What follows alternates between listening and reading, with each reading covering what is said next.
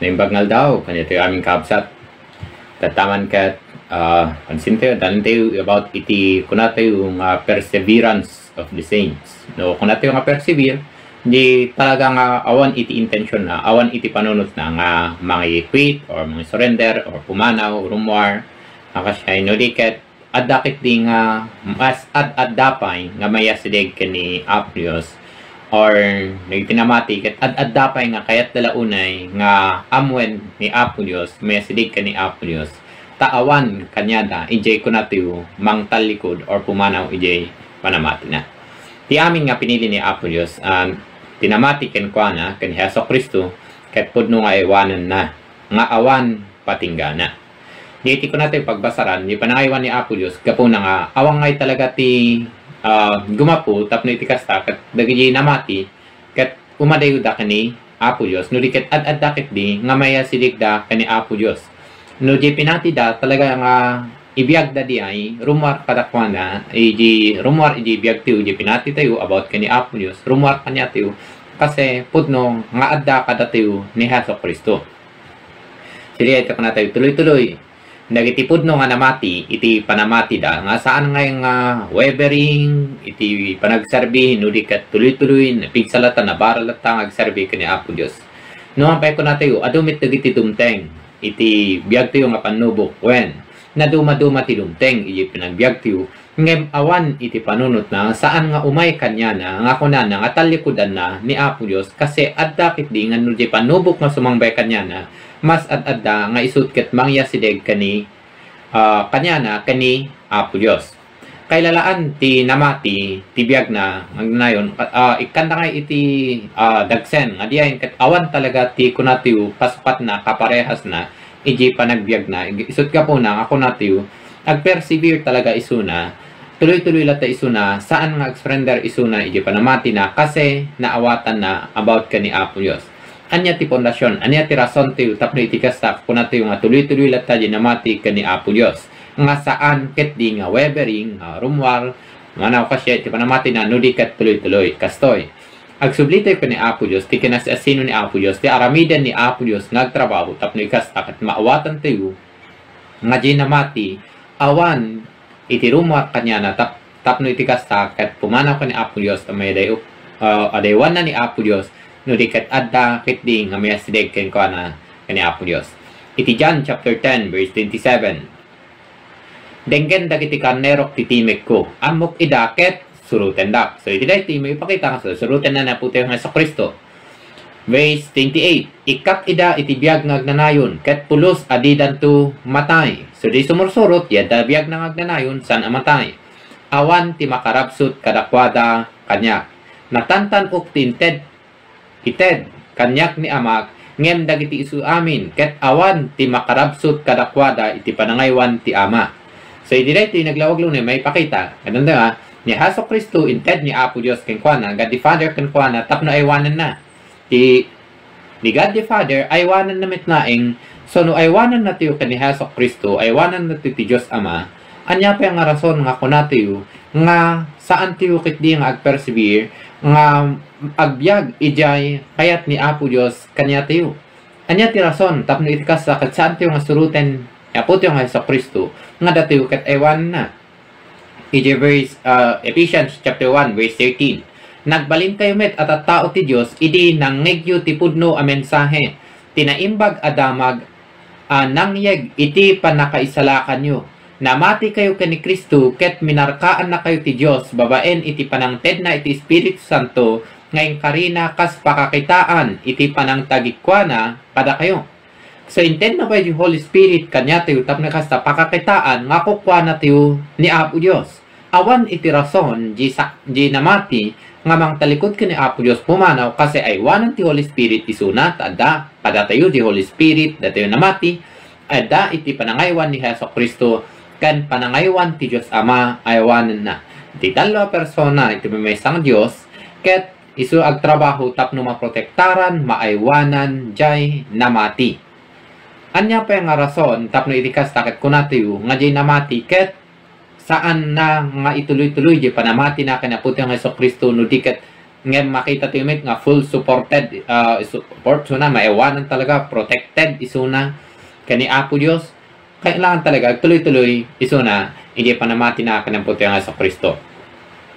Ngaron, makusan nato yung perseverance of the saints kasi ginamati ay wanan ni Apo Dios, rason ay wanan ti Holy Spirit isuna, ay wanan ni Hesus Kristo, ay wanan ti Dios Ama, tapno iti kasta saan nga mayadayo kani Apo Dios. No man pay pudno nga adu dagiti sumangbay iti biag ti pakarigatan dito rabaw ti daga.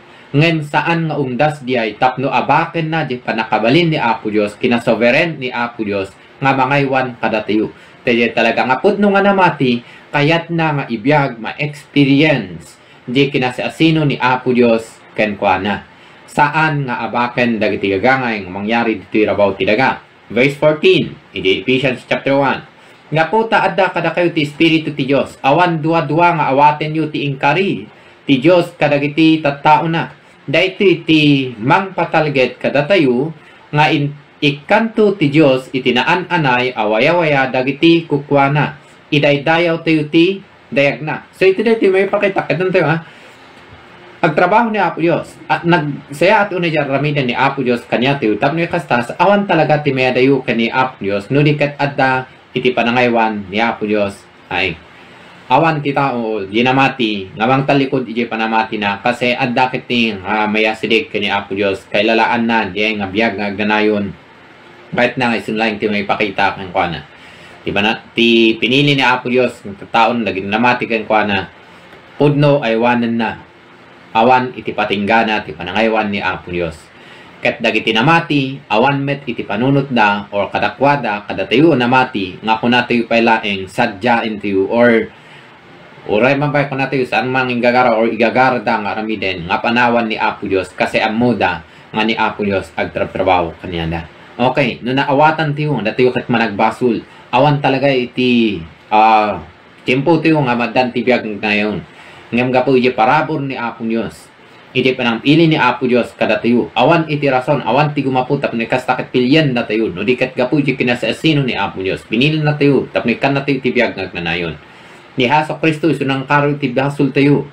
Ngaron, di inka panangikaro ni Hesus Kristo di basol tayo intit na para kanya tayo.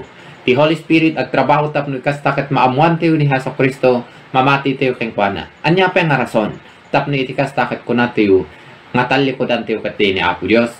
Awan, no diket addakit di nga persevere tayo nga mangayuan, iti panamati tayo, nagtrabaho tayo para kani Apo Dios. Kasi amo tayo nga ni Apo Dios nagmayat launa iti kastana nga nagtrabaho kanya tayo. Iparabor na kanya tayo. Romans chapter 8 verse 29 hanggang 30. Kunana, dagiti pinili idin ti Dios, tinuningan namet ida nga agbalin kas iti anak na.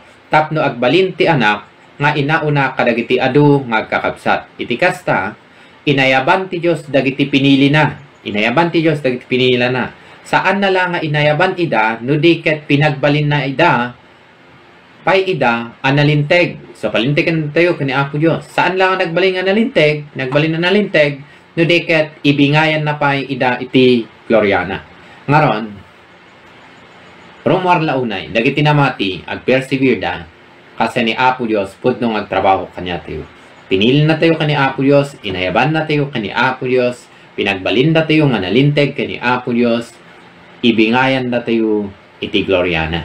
Ngarod, agtalek tayo, agserbi tayo kani Apo Dios, si pupudno, mamati ak launay, dagiti pinili ni Apo Dios, never nga talikudan da ni Apo Dios, at dakit di nga ipakita da, kanamati da, kanaputi ang Hesus Kristo.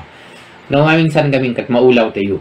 Kasi no iti pangkitaan tiyo iti maysa nga namati ket iti outside or dito'y lubong tiyo nga ikita ikumpara malamang amin talaga ket bumagsak ngem no di namati ket ikita tiyo kini Apo Dios ni Apo Dios pangkomparaan tiyo di kasta nang agtrabaho kanya tiyo nga saan ket di nga dagiti awan sarbinan na duma mangyari tiyo about titaga ngarod mamati ak launay nga ad-addakit di nga maya sideg tayo kani Apo Dios, di panagayat tayo kani Apo Dios, ad-addakit di nga dumakkel kasi di pangkitkitaan tayo ket ni Apo Dios. Di kaskasta ni Apo Dios nga agtrabaho kanya tayo, kinaimbag na kanya tayo. Kasi no kitain tayo ti sarili tayo, no mismo sarili tayo ti kitan tayo, makita tayo ti sarili tayo ang managbasol. Awan serbina iti imatang ni Apo Dios. Urepen ko na tayo ni taramid tayo. Ngem gapo di parabor ni Apo Dios. Inten na di kakaiso ng anak natap ni kastakit andamang salakan kada tayo. Parabor na ngay kanda tayo itibiyag nagnanayon. Parabor na di panangpil na kanya tayo. Nagimbag launay ni Apo Dios. Kanya kamay sano, panunutin ti kinaimbag ni Apo Dios. Awan talaga ti patinggana. Nagsayaat talaga ni Apo Dios. Awan iti rason tapno kasta ket saan nga agserbi ni Apo Dios, saan nga ited ti biag ni Apo Dios. No pay ko natin adu pakarigatan ti rabaw. Rabaw ti daga wen saan nga may kata dati ti rabaw ti daga. Ngem awan ti kaasping na ti naramid ni Apo Dios nga nagtrabaho para kada tayo. Ngaron agserbi tayo kani Apo Dios pudno ti ko natin ditoy perseverance of the saints. I-persevere tayo kiti, panat tayo, kinapo tayo ng Hesus Kristo, when, kani Apo Diyos, trabaho para kanya tayo, assured ti kasta na trabaho kanya tayo. Nag-imbag launay ni Apo Diyos. Tunggal may sa kanya tayo, rod ni Apo Diyos laeng ti, may daydayaw, kan may tantano.